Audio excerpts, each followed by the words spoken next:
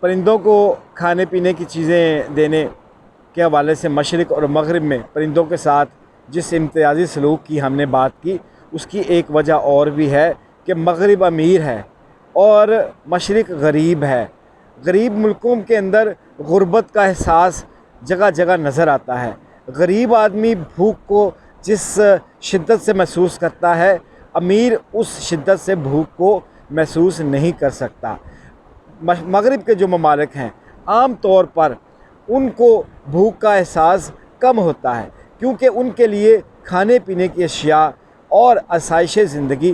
وافر مقدار میں میسر ہوتی ہیں، جبکہ مشرق کے ممالک اور اکثر غریب ممالک میں بھوک کا احساس سر چڑھ کر بولتا ہے۔ لہٰذا جو انسان بھوک کو محسوس کر سکتا ہے وہ پرندوں کے بھوک کو بھی، پرندوں کی پیاس کو بھی اسی شدت سے محسوس کرتا ہے۔ لہٰذا مذہبی اعتبار سے بھی اور نفسیاتی اعتبار سے بھی اور معاشرتی اینگل سے جب ہم دیکھیں کہ مشرق میں وسائل کم ہونے کے باوجود بھوک کا احساس کیونکہ شدید ہوتا ہے، اس کا احساس لوگوں کے اندر ہوتا ہے، تو وہ